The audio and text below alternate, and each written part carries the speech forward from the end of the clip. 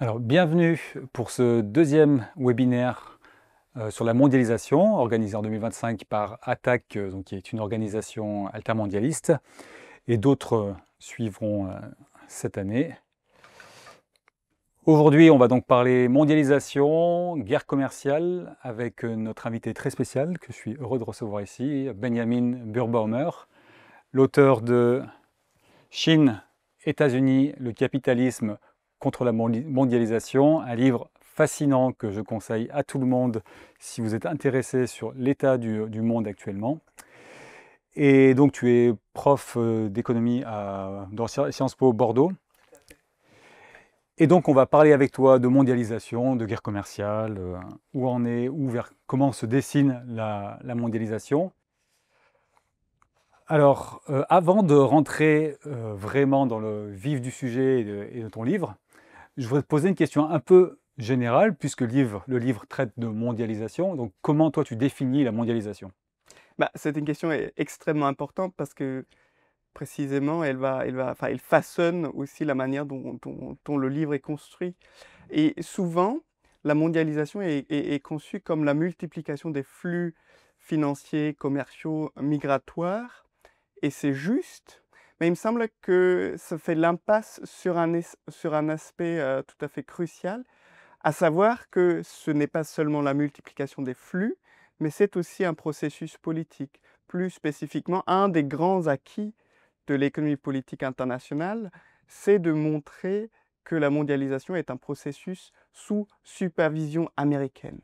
Alors, cela ne veut pas dire que les Américains contrôlent tout, loin de là, mais ils jouent un rôle crucial. Ils ont impulsé le processus et puis ils sont toujours là quand il y a des crises, quand la mondialisation est en difficulté. Donc c'est en quelque sorte aussi le pompier en chef. Donc la prise d'initiative et la gestion des crises, voilà les deux éléments qui singularisent en quelque sorte les États-Unis et qui justifient qu'on considère la mondialisation comme un processus sous supervision américaine. Et c'est précisément cette mondialisation-là qui est contestée par la Chine actuellement. D'accord. Et par rapport aux États-Unis, justement, comment toi, pour parler un peu d'actualité avant de rentrer un peu plus dans ton livre, comment est-ce que tu définis la politique de Donald Trump? Et par rapport à la mondialisation, est-ce que Donald Trump met un frein à la mondialisation ou est-ce qu'il la redessine? Oui, alors ça c'est une question fascinante, parce que pour l'instant il y a les deux. Euh, Ce qui me semble assez acquis à ce stade-là, c'est que l'objectif de Donald Trump, c'est de transformer le marché intérieur américain en armes. Donc c'est une sorte d'armement du marché intérieur afin d'extraire des concessions du reste du monde. Donc c'est ça la démarche de ces droits de douane. Et ça rappelle d'ailleurs ce que Rudolf Hilferding disait quand il faisait l'analyse de l'impérialisme il y a plus de 100 ans. Il disait il y a deux types de protectionnisme, et le protectionnisme des faibles et le protectionnisme des forts. Le protectionnisme des faibles vise à protéger le marché intérieur, tandis que le protectionnisme des forts est un outil de conquête. Et c'est exactement ça qu'on voit assez clairement avec Trump, qui d'abord impose des droits de douane, et ensuite accepte que le reste du monde vienne négocier. Et les négociations, en tout cas là, on a les premiers résultats préliminaires, euh, vont plutôt dans le sens d'une amélioration de la position compétitive des firmes américaines sur les marchés étrangers. Donc là, on a clairement cette idée d'extraire des concessions grâce à l'arme des droits de douane. Alors qu'est-ce que ça signifie pour la mondialisation de manière plus large? Eh bien, une première chose, c'est que, évidemment, s'il y a augmentation des droits de douane, a priori, les flux vont stagner, voire diminuer. Donc de ce point de vue-là, un des aspects, les flux, vont soit stagner, soit à minima se redessiner. Et c'est entre les deux là que tout se joue. Donc là, pour l'instant, on ne le sait pas encore exactement. Mais en tout cas, c'est vrai que on pourrait croire que Donald Trump met en cause la mondialisation en raison des droits de douane. Mais si on garde à l'esprit que les droits de douane ne sont qu'un outil en vue d'un autre objectif, eh bien les droits de douane, tôt ou tard, sont potentiellement abandonné, auquel cas on reviendrait à nouveau à une sorte de statu quo ex ante ou presque.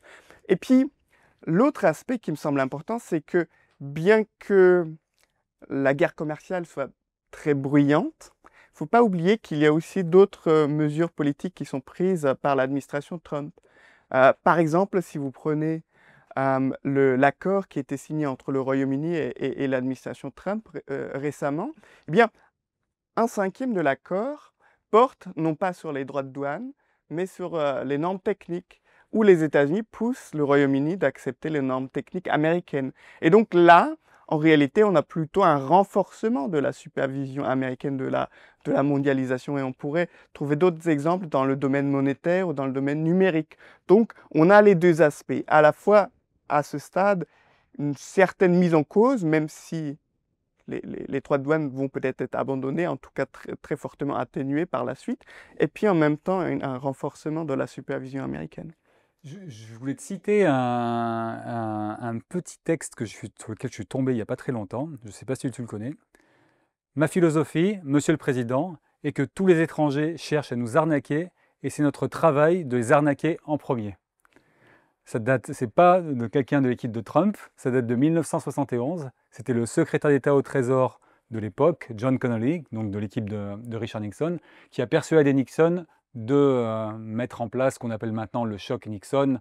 Donc c'était la fin de la convertibilité du dollar en or et le début des taux de change flottants. Est-ce que, quelque part, l'histoire se répète? Tu disais que la mondialisation est sous, on va dire, contrôle américain ou sous domination américaine. Est-ce que finalement, avec les mesures de Trump et ce que tu viens d'expliquer, on n'est pas finalement dans la continuité de cette séquence où, après la Deuxième Guerre mondiale, on a en place le système de Bretton Woods, pareil, un peu sous domination des États-Unis, le choc Nixon, le néolibéralisme, et maintenant le Trump qui redessine un peu tout ça. Est-ce que finalement c'est la même chose, l'histoire se répète, ou est-ce qu'on est sur une séquence complètement différente? Mais je trouve que c'est intéressant de chercher des parallèles, parce que ces parallèles nous aident à comprendre, ou en tout cas à prendre du recul. Parce que c'est pas parce qu'en 71, Nixon impose temporairement des droits de douane que Nixon est opposé au libre-échange, et la suite de l'histoire est très différente. Et on pourrait même penser aussi au début de l'administration Reagan, quand en 82, il y a d'abord une énorme crise dans les pays sous-développés qui était déclenchée par la politique monétaire américaine, qui, dans un premier temps, a beaucoup inquiété les multinationales américaines, parce que qui dit crise dans les pays sous-développés dit effectivement une difficulté de rentabilité pour les sociétés multinationales. Mais la manière dont les États-Unis ont par la suite géré la crise a en réalité facilité l'accès des multinationales à toute une série de pays nouveaux. Donc ce recul-là, il est extrêmement salutaire. La deuxième chose que je dirais, c'est que faut bien garder à l'esprit que Trump est le symptôme d'une période très particulière du capitalisme. Il apparaît aujourd'hui, il peut réussir politiquement aujourd'hui, parce qu'on est dans une configuration de rivalité extrêmement intense entre les États-Unis et la Chine. Son succès se fonde sur ça. Et ça, c'est clairement un élément nouveau.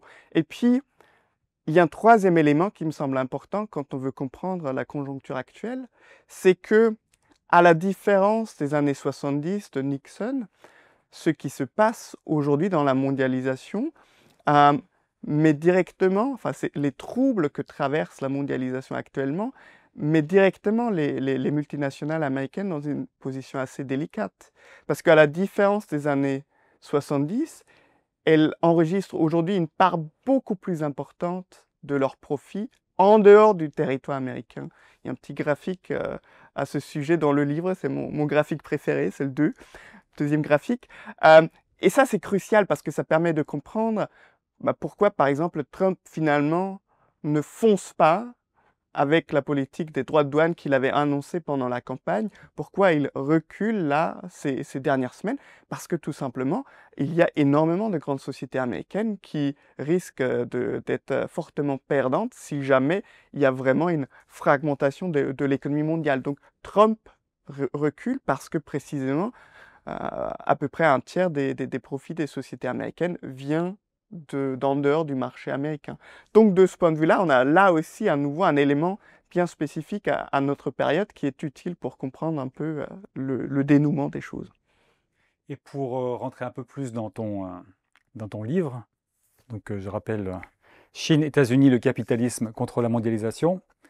Ce que j'ai trouvé vraiment passionnant, en fait, c'est la chronologie des événements historiques que tu fais, où tu pars en gros des années 70, avec une crise économique aux États-Unis, une lutte entre le capital transnational américain et le capital national américain, donc le capital transnational gagne. Surprise, surprise. Mais en même temps, ce qu'on connaît peut-être un peu moins, c'est qu'en Chine, à la même période, il y a la victoire du courant libéral du Parti communiste chinois, quoi. Donc, quelque part, comment se procède enfin, je ne sais pas si on peut parler d'alliance, mais comment se passe cette alliance finalement? Comment cette séquence se passe à ce moment-là, quoi? La manière dont la Chine rejoint le marché mondial est effectivement une histoire assez étonnante parce que dans le livre, je dis qu'il y a une sorte d'alliance de circonstances entre des capitalistes américains et la fraction libérale du Parti communiste chinois. Donc ce qui se passe, c'est que d'une part, côté américain, il y a une crise de la rentabilité, c'est voilà, la crise des années 70, baisse de la rentabilité des sociétés américaines et la manière dont les sociétés américaines et l'État américain envisagent la sortie de crise, c'est précisément en accédant au marché mondial, en créant un marché mondial qui sera ensuite accessible aux sociétés américaines, de sorte à ce qu'elles puissent retrouver leur rentabilité de cette façon-là. Donc on a évidemment là une volonté forte de la part des États-Unis à ce que la Chine aussi rejoigne la mondialisation en construction. Mais alors on pourrait se dire, bah, en Chine, c'est quand même le Parti communiste qui est au pouvoir, a priori, il va être réticent vis-à-vis d'un marché mondial capitaliste.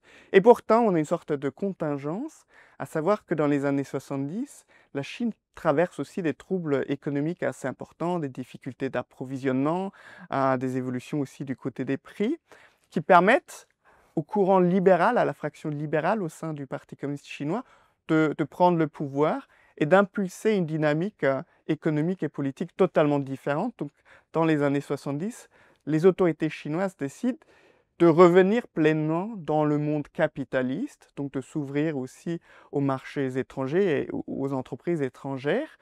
Et la fraction libérale qui prend donc le pouvoir au sein du Parti communiste chinois le fait parce qu'elle espère que la libéralisation va être un outil permettant d'accélérer le développement économique de la Chine.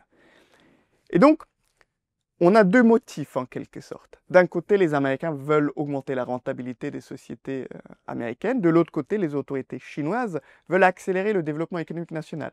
Et ces deux motivations différentes peuvent cohabiter pendant les années 80-90. Donc là, on a une sorte de symbiose transpacifique. Mais cette symbiose est elle-même porteuse de contradictions qui vont devenir de plus en plus apparentes dès les années 2000. Donc, en quelque sorte, la symbiose se transforme en conflit. Et donc, ce conflit que nous, on constate aujourd'hui très aisément entre la Chine et les États-Unis, en réalité, il est en cours depuis les années 2000. Donc, le conflit, les tensions viennent de l'intérieur du capitalisme mondial avec deux pays, les deux plus grandes puissances, qui finalement, bien qu'elles aient été d'accord pendant un certain temps autour de l'idée que la Chine doit occuper une place subordonnée dans la mondialisation, eh bien à partir des années 2000, ne sont plus d'accord du tout, quoi. C'est vrai que la séquence des années 2000 est intéressante parce que, bon, comme tu l'as dit, dans les années 90, les États-Unis mettent en place une mondialisation sous leur contrôle unilatéral, on va dire, hein, avec notamment l'Organisation mondiale du commerce, le début des accords de libre-échange, etc. Et à partir de 2001, tu as la Chine qui rentre dans l'Organisation mondiale du commerce, soutenue par les États-Unis d'ailleurs. Et on a aussi toute cette donc, phase de délocalisation qui arrive, faible progression des prix à la consommation, qui est rendue possible par justement l'importation des produits bon marché, que maintenant on connaît, qui est encore décuplé maintenant. Ce qui permet comment dire, de faire en sorte que le frein à la rémunération du travail dans les pays occidentaux n'est pas trop contesté, on va dire, hein, parce que le pouvoir d'achat demeure. Mais on a l'éclatement de la bulle immobilière dans les années 2008, la crise des subprimes, et la crise de la surproduction en Chine. Et tout ça, en fait, quand on y réfléchit, on se dit, finalement, est-ce que les États-Unis ne se sont pas retrouvés piégés de leurs propres règles? Bah, moi, j'aime bien aussi cette idée de l'apprenti sorcier. Donc les États-Unis, d'abord, impulsent la mondialisation et en bénéficient énormément, mais à un moment, perdent le contrôle autour de la créature la plus réussie, en quelque sorte, de la mondialisation, à savoir la Chine qui devient un concurrent. Donc c'est ce poème de Goethe, de l'apprenti sorcier, il est assez parlant à cet égard-là. Mais encore, faut-il avoir bien conscience que ce n'est pas seulement une affaire d'individus. Parce que souvent, les explications qu'on peut lire, que ce soit dans la littérature économique, en sciences politiques, en relations internationales, aussi beaucoup dans la presse, c'est des explications de la rivalité sino-américaine à travers les individus. Donc certains disent bah, c'est avec l'avènement du premier Trump que les tensions ont commencé. D'autres disent non, c'est pas la faute à Trump, ça a commencé avec la montée en puissance de Xi Jinping au début des années 2000. Certains disent non mais c'est les deux en même temps.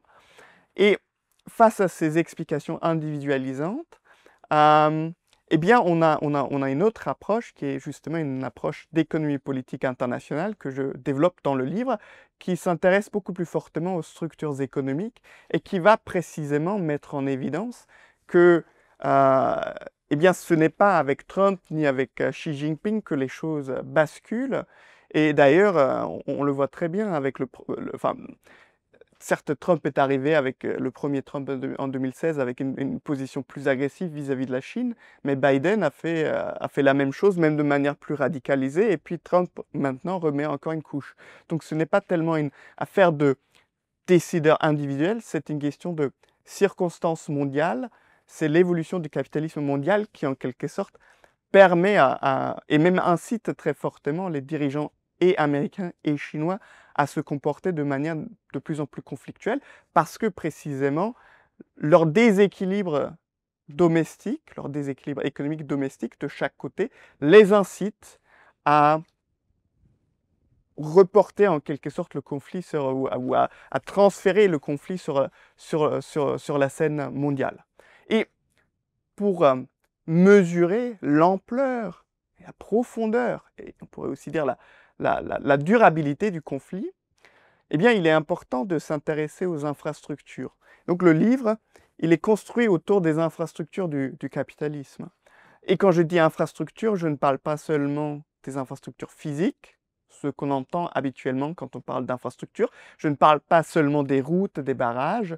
J'ai une conception un peu plus large. J'inclus dans les infrastructures monétaires, donc les systèmes de paiement, les messageries, les infrastructures numériques, les infrastructures techniques et aussi les infrastructures militaires, parce qu'il faut bien avoir conscience que l'offre et la demande ne se rencontrent pas magiquement. Il faut des infrastructures qui permettent cette rencontre. Mais ces infrastructures sont précisément autant de goulets d'étranglement. Et quand on maîtrise un goulet d'étranglement, quand on décide si les flux peuvent passer ou pas, eh bien ça donne un pouvoir politique assez extraordinaire et c'est aussi un gage de profit tout à fait exceptionnel. Donc le contrôle des infrastructures du marché mondial est un levier de puissance et de prospérité extrêmement important et c'est précisément ça qu'incarne la supervision américaine du capitalisme. C'est que les États-Unis eh bien, ont le contrôle sur l'essentiel des infrastructures du marché mondial. Et la montée en puissance de la Chine coïncide avec avec des tentatives chinoises de mettre en place des infrastructures concurrentes. D'où la profondeur, en quelque sorte, du conflit.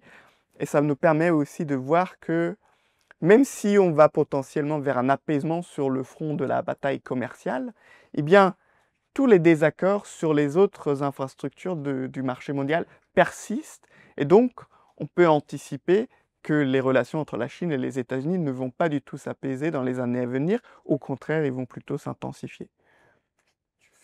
Un très bon lien avec ma prochaine question en rapport avec les infrastructures. On parle beaucoup des nouvelles routes de la soie que la Chine a mises en place depuis 2013 et qui notamment a un gros plan d'infrastructure. On parle beaucoup des ports, des trains, des routes, etc. Il y a aussi un volet numérique, il y a plein d'autres volets, un volet énergétique, etc. Mais finalement, il y a beaucoup de fantasmes autour de ces nouvelles routes de la soie. Est-ce que tu peux nous en dire un peu plus? Qu'est-ce que c'est en quoi consistent ces nouvelles routes de la soie chinoises? Bah, les nouvelles routes de la soie, d'ailleurs, c'est un bon moment de s'y intéresser maintenant, parce que c'est grâce aux nouvelles routes de la soie que la Chine arrive maintenant à contourner les droits de douane américains. Mais voilà, c'est juste une parenthèse, mais ça montre précisément que les infrastructures qui ont été financées par la Chine il y a une dizaine d'années permettent aujourd'hui à la Chine de contourner les mesures de Washington. Donc voilà une bonne raison de s'intéresser aux infrastructures. Donc qu'est-ce que c'est les nouvelles routes de la soie? Alors en soi, les nouvelles routes de la soie sont un gigantesque projet de financement d'infrastructures organisé par la Chine et qui s'adresse aux pays sous-développés, aux pays de la périphérie du capitalisme, donc essentiellement des pays asiatiques, africains et latino-américains. Et donc la Chine arrive et elle propose dans ces pays-là de financer effectivement la construction de toute une série d'infrastructures physiques, donc des ports, des rails, des choses comme ça. Et la Chine ne le fait pas par charité. Elle le fait parce qu'elle fait face, elle, suite à la crise de 2008-2009, à une suraccumulation dont elle veut se débarrasser. Et la manière de s'en débarrasser, c'est d'aller à la conquête des marchés mondiaux. Donc ce que fait la Chine, c'est qu'elle finance la construction d'infrastructures. Ça lui permet d'alléger un peu sa surproduction, parce que tout ce qui est produit pour la construction, enfin, une partie de ce qui est utilisé pour construire les infrastructures dans les pays sous-développés vient directement de Chine. La Chine envoie aussi des ouvriers et des ingénieurs, donc ça allège aussi un peu les tensions sur le plan de l'emploi en Chine. Donc la Chine essaye d'atténuer les tensions économiques domestiques en finançant des infrastructures dans le reste du monde. En plus, toutes ces infrastructures sont construites aussi de manière assez stratégique pour soit favoriser l'écoulement de marchandises chinoises à l'étranger, soit pour accéder à des ressources stratégiques, des mines par exemple, dans d'autres pays. Donc la Chine crée là des relations durables, parce que c'est ça qui est important. C'est une infrastructure, une fois qu'elle est là, eh bien elle est là pour des décennies. Et donc pendant des décennies, elle façonne les flux.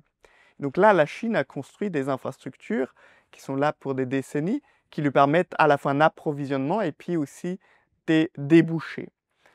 Et alors, quel est l'intérêt des pays sous-développés d'accepter ces infrastructures-là?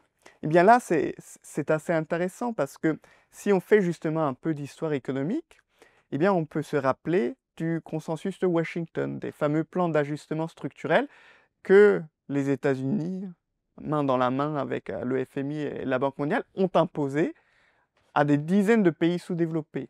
Et une des implications de ces plans d'ajustement structurel, c'est des politiques d'austérité extrêmement dures. Et quand on coupe les dépenses publiques, quand un pays coupe les dépenses publiques, eh bien évidemment, il a moins d'argent disponible pour maintenir les infrastructures existantes. Et donc, ça a été commencé dans les années 80, et depuis, de nombreux pays ont accumulé une sorte de gigantesque retard en termes d'infrastructures. Donc, dans les pays sous-développés, il y a un vrai besoin d'infrastructures, et la Chine arrive à le satisfaire. Donc, c'est non seulement un avantage pour réduire la suraccumulation en Chine, c'est aussi un avantage pour la Chine sur le plan de la bataille pour l'hégémonie mondiale, puisque les nouvelles routes de la soie donnent, ou en tout cas améliorent la crédibilité, améliorent l'image de la Chine dans le reste du monde. Ce n'est pas pour autant que le projet est parfaitement lisse. Il génère des tensions.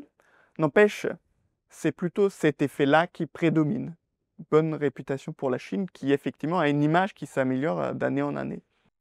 Et tu parles justement de bataille pour l'hégémonie mondiale. Tu as évoqué rapidement l'importance de la définition des normes techniques, auxquelles la Chine prend de plus en plus d'importance, hein, comme tu le décris dans ton livre.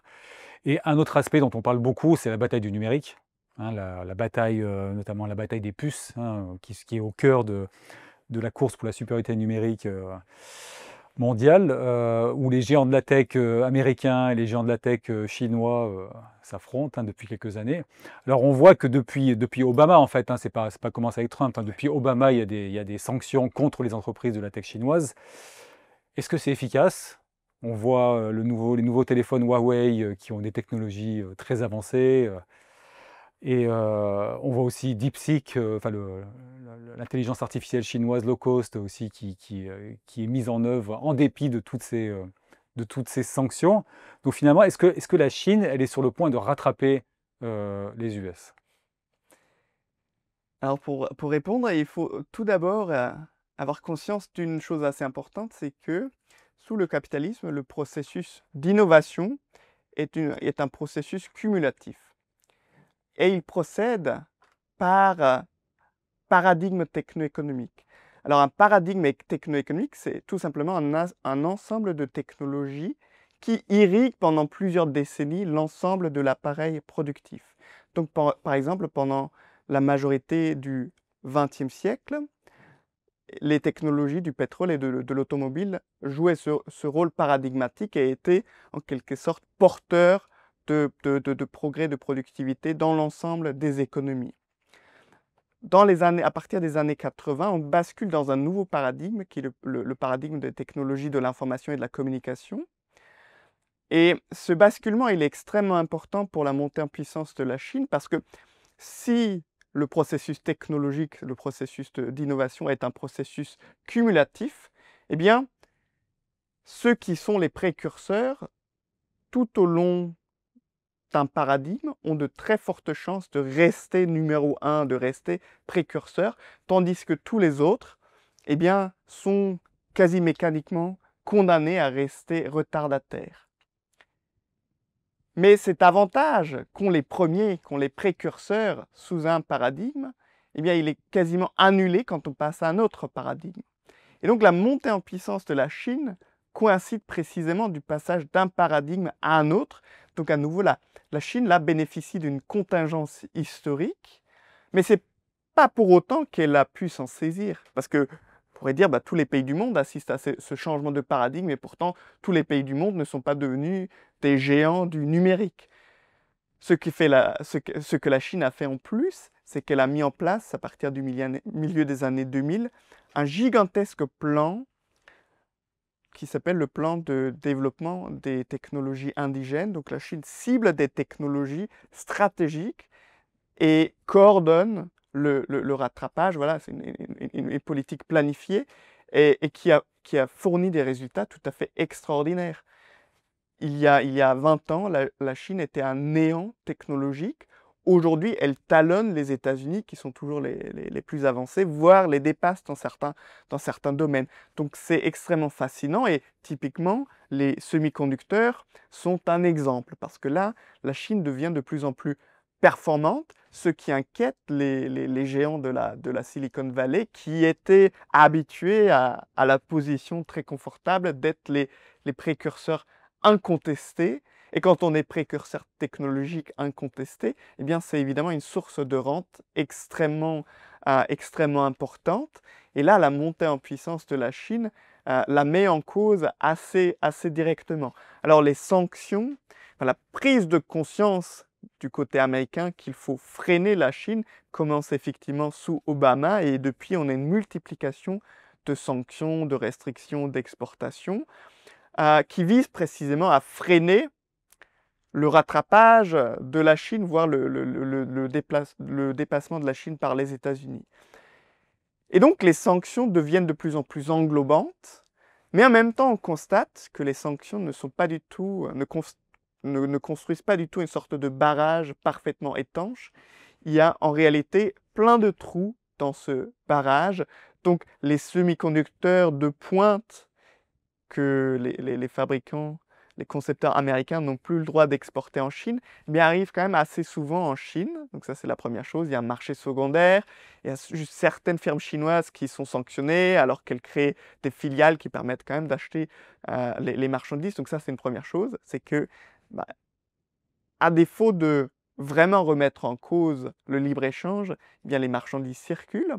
Donc c'est très difficile de contrôler ça, même si on est les États-Unis. Et puis l'autre chose, c'est que tout simplement, la Chine n'a pas arrêté son plan de développement des technologies indigènes. Et donc elle met les moyens, et que ce soit financier, la coordination publique.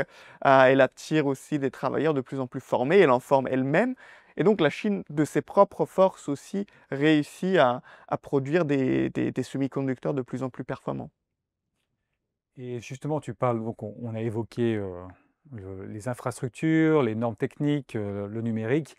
Un autre aspect que tu évoques aussi dans ton livre, c'est le dollar, la puissance du dollar.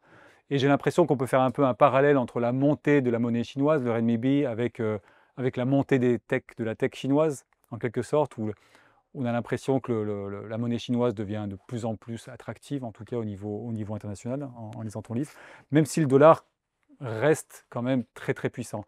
Mais une question que je voulais te poser en amont de tout ça, c'est en quoi le dollar constitue finalement un élément de pouvoir si important sur l'économie mondiale et pourquoi le dollar, on dit souvent que le dollar c'est une monnaie forte, pourquoi c'est une monnaie aussi forte et quel est l'intérêt d'avoir une monnaie aussi forte?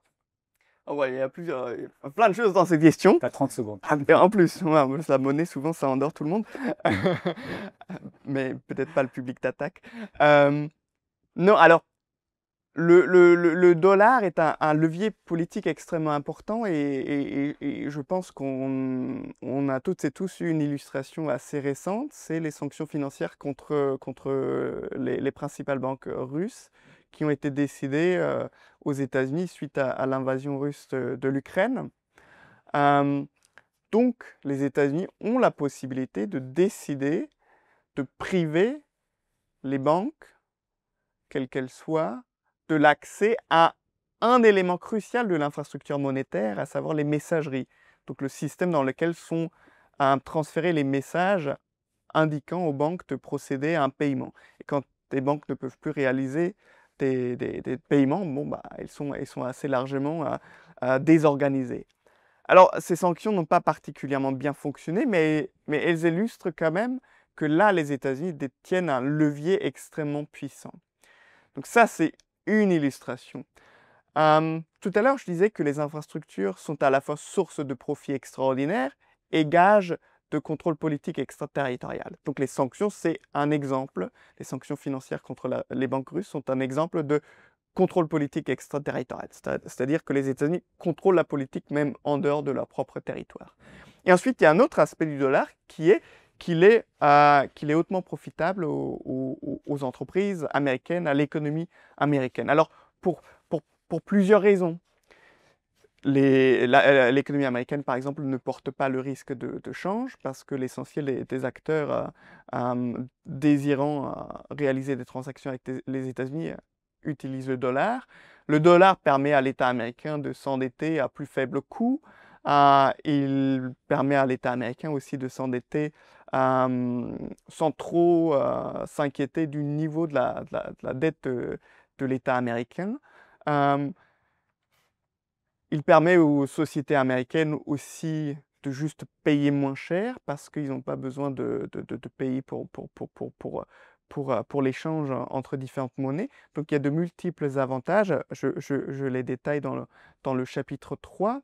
Donc le dollar accorde à l'économie américaine des avantages tout à fait considérables et qui permet par extension aux entreprises américaines d'être tout simplement plus prospères que les entreprises du reste du monde. Donc le dollar est un atout important.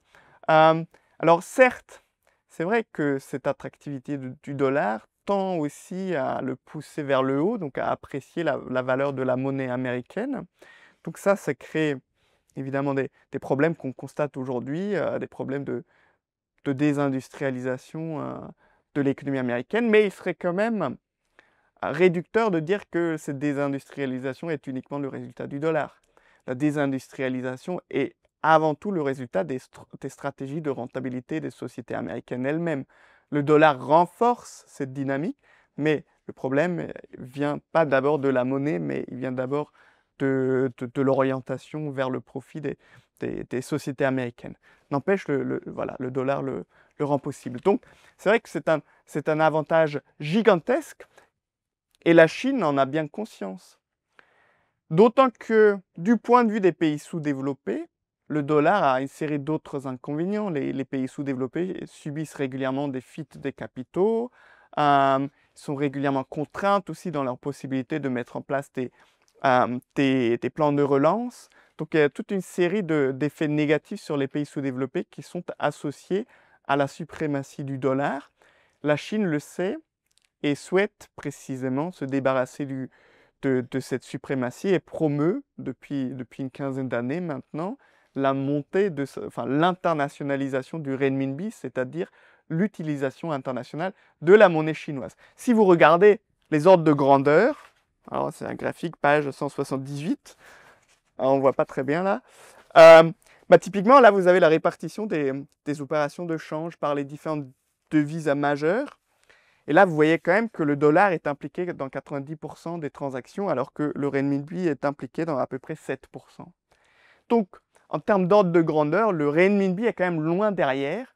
Donc, quand on regarde l'infrastructure monétaire, la Chine a quand même encore beaucoup d'écart à rattraper par rapport aux États-Unis, alors que dans l'infrastructure numérique, la Chine est à peu près à égalité avec les États-Unis.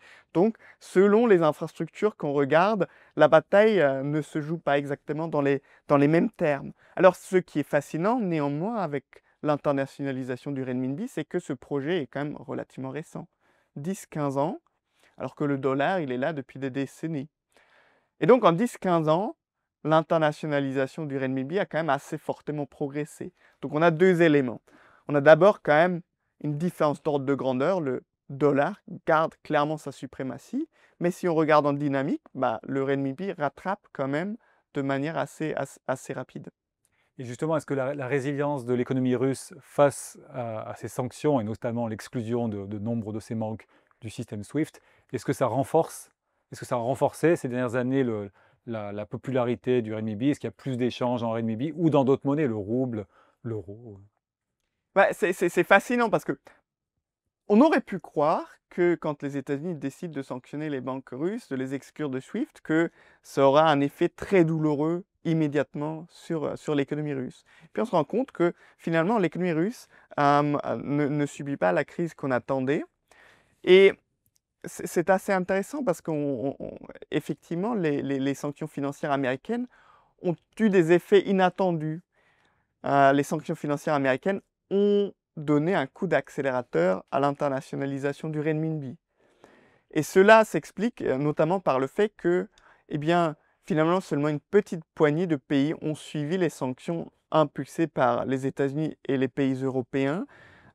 Et plein d'autres pays, notamment des pays sous-développés, continuent à faire du commerce avec la Russie. Et évidemment, la Chine, elle continue aussi. Et quand on regarde dans quelle monnaie est facturé le commerce extérieur russe, alors avant l'invasion de l'Ukraine, l'essentiel était facturé en euros et en dollars. Et puis, un an et demi plus tard, l'essentiel est facturé en roubles et en renminbi. Donc là, on a clairement un effet de substitution et qui montre que même si le renminbi, en termes d'ordre de grandeur, est encore assez loin derrière le dollar, la Chine a quand même construit une infrastructure monétaire capable d'absorber une économie de la taille de la Russie, ce qui n'est quand même pas rien.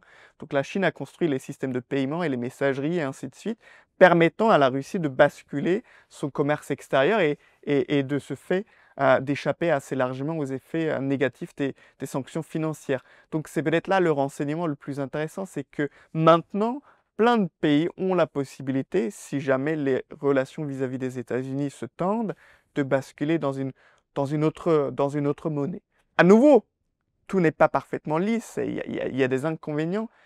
Néanmoins, c'est une tendance qui est tout à fait notable, c'est que la Chine réussit quand même à permettre à la Russie de contourner les sanctions. Et finalement, quelle place a l'Union européenne dans cette lutte? Parce que quand on voit la réaction de l'Union européenne récente, en tout cas depuis l'arrivée de Donald Trump au pouvoir, on a l'impression que le monde est en train de changer et que Bruxelles est encore figée dans une logique des années 90. On voit, l'Union européenne multiplie des accords de libre-échange avec le monde entier, le Mercosur, les pays asiatiques. etc. Et on a l'impression qu'il y a une incapacité totale de se mettre, enfin du moins, j'exagère peut-être un peu, je force le trait, mais une incapacité de réaliser que le monde change et que les règles vont changer et qu'il faudrait peut-être changer le logiciel. Bah, justement, l'Union européenne est construite sur l'hypothèse que la mondialisation continue éternellement. Et jusqu'à présent, elle n'a pas remis en cause cette hypothèse fondamentale. Et donc, elle est déboussolée face au devenir du monde. Donc, elle n'a pas les outils pour comprendre et intervenir dans la situation actuelle. Donc, de fait, elle l'a subie. Elle subit cette situation.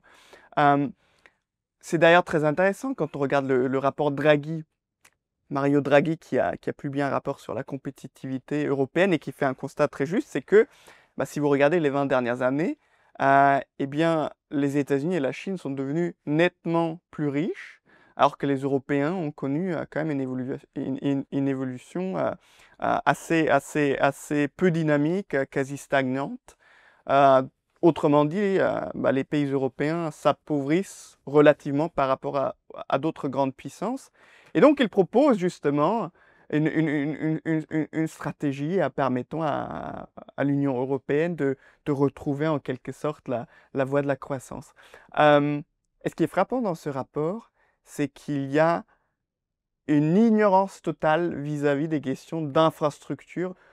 Donc, le rapport de Mario Draghi, qui est censé être le fer de lance de la pensée stratégique européenne, n'a pas saisi sur quoi porte la rivalité sino-américaine.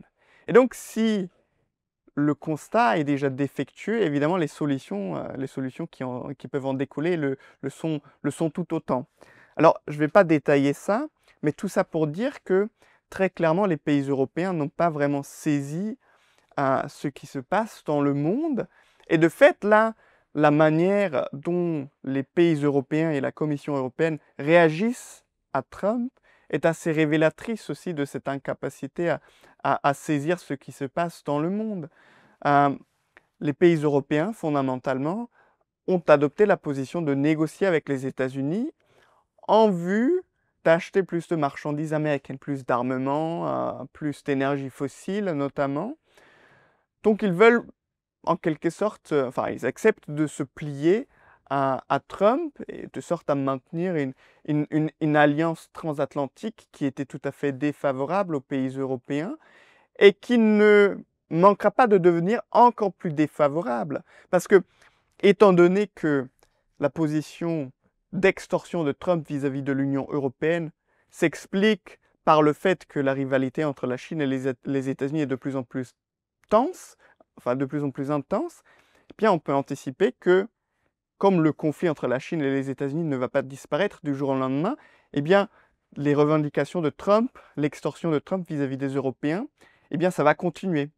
Donc les Européens se plient face aux exigences de Trump, alors qu'il y aurait une autre voie possible. On pourrait tout à fait imaginer une sorte de découplage maîtrisé, contrôlé des pays européens vis-à-vis du marché mondial, avec un focus sur le développement de la consommation populaire en Europe plutôt que d'avoir un modèle exportateur. On pourrait imaginer que tout ça vienne avec des conditionnalités environnementales, des politiques redistributives. Donc, une sorte de découplage, un rétrécissement des chaînes de valeur. Tout ça, ce serait envisageable, mais à l'heure actuelle, les décideurs des pays européens ne veulent pas du tout aller dans ce sens-là et préfèrent plutôt se plier aux exigences d'un Trump. Et je voulais aussi te demander comment tu vois, toi, les conséquences pour le Sud global. Pour le Sud global, c'est un peu une expression pour les pays du Sud qui englobe des pays dont les économies sont à différents stades. Donc c'est vrai que c'est difficile d'avoir une analyse globale, mais pour les pays les plus pauvres, on va dire, les moins développés économiquement, on a l'impression que ils sont encore une fois pris dans une espèce de chantage en quelque sorte, parce que la mondialisation a fait que leurs économies se sont beaucoup spécialisées sur l'exportation vers notamment les pays occidentaux. Mais maintenant que Trump impose unilatéralement ces tarifs douaniers, quelles sont les conséquences pour toutes ces économies finalement qui ont fait de ces exportations le centre des sources de leur économie en fait? Alors, Je vais commencer par dire quelque chose sur les États-Unis. Je ne contourne pas la question, ça nous permettra ensuite de mieux comprendre ce qui se passe dans les pays périphériques. Il faut bien comprendre que, du point de vue de la stabilité politique et économique, la mondialisation est assez importante. Parce que, justement, comme les rémunérations des travailleurs américains sont en quasi-stagnation depuis des décennies, ben, la seule manière d'être à la hauteur des normes de consommation en vigueur, c'est d'avoir accès à des biens de consommation à un bon marché. Donc de ce point de vue-là, les pays sous-développés jouent un rôle très important pour l'économie américaine parce qu'elles permettent de préserver en quelque sorte la paix sociale. Maintenant, il y a les droits de douane. Et les droits de douane, a priori, auraient pour effet de rendre plus cher les importations de l'économie américaine depuis les pays sous-développés. Mais il faut bien garder à l'esprit que Donald Trump les impose en vue d'obtenir des concessions de la part des pays sous-développés. Donc, in fine, ce qui va se passer probablement, c'est que la position compétitive des pays sous-développés va se dégrader, tandis que la position compétitive des exportateurs américains va s'améliorer vis-à-vis de chacun des pays sous-développés. Autrement dit, ça va être le reste du monde, et notamment les pays les plus pauvres, qui vont être amenés à payer pour la politique de Donald Trump. C'est peut-être là aussi un trait de la politique économique internationale de l'extrême droite, c'est de tenter de faire payer l'étranger pour tes objectifs macroéconomiques domestiques. Donc, in fine, cette situation, elle est peu tenable et pourra se traduire à nouveau par un endettement croissant des pays sous-développés et ensuite des crises financières assez douloureuses. Donc peut-être qu'on se dirige à nouveau dans cette direction-là, d'autant que Trump a quand même aussi pour ambition de libéraliser encore plus à nouveau le secteur financier américain. Tout ça pour dire que, évidemment, les perspectives pour les pays de la périphérie ne sont pas du tout bonnes. Et est-ce que tu penses que ça pourrait jouer le jeu des BRICS, par exemple, BRICS+, donc le pays Brésil, Russie, Inde, Afrique du Sud, j'en oublie un, non? Non, je crois que c'est tout. La Chine, La peut-être? Chine, ouais, voilà, merci. Il me semblait bien que j'en oubliais un. Plus tous les pays qui sont ralliés, donc on a l'Indonésie, l'Iran, je ne vais pas tous les citer. Est-ce que finalement ils pourraient attirer vers eux tous ces États qui vont se sentir peut-être de plus en plus désabusés finalement par les Occidentaux? Est-ce qu'ils pourraient se retourner plus vers les BRICS? On voit qu'il y a des puissances intermédiaires comme les Émirats arabes unis, l'Indonésie, l'Iran, qui tissent des réseaux commerciaux de plus en plus larges. Et la Chine et la Russie signent d'ailleurs de plus en plus d'accords de libre-échange qui sont moins contraignants d'ailleurs que leurs équivalents européens. Donc il y a aussi ce côté du soft power chinois, on va dire, plus flexible par rapport aux pays du Sud, quoi. Donc finalement, est-ce que ça joue aussi le jeu des BRICS et de la Chine? Bah, j'ai l'impression que la catégorie des BRICS reste quand même très hétérogène. Reste hétérogène parce qu'il y a un pays qui économiquement est beaucoup plus puissant que tous les autres, c'est la Chine. Donc si vous regardez juste une série d'indicateurs économiques des 5 pays des BRICS, eh bien la courbe elle est à chaque fois écrasée par une valeur nettement plus élevée de la Chine par rapport à tous les autres. Donc il y a une hétérogénéité économique extrêmement forte. Et en même temps, il y a aussi une absence, à mon avis, d'objectifs politiques communs de ces pays-là. Et donc, tant qu'ils restent hétérogènes à ce point-là, ils peuvent peut-être faire des sommets, peuvent peut-être de temps en temps annoncer une monnaie BRICS ou des choses comme ça, mais jusqu'à présent, c'est très peu suivi des faits. Donc, je ne vois pas vraiment un projet des BRICS contestataire. Et c'est d'ailleurs intéressant aussi si on regarde sur le plan monétaire. Eh bien, en 2009, en pleine crise mondiale, en pleine crise économique mondiale, la Chine propose effectivement de remplacer la suprématie du dollar par une sorte de nouvelle monnaie internationale, un peu inspirée par Keynes. Mais quelques années plus tard, elle va totalement abandonner ça et promouvoir l'internationalisation de sa propre monnaie.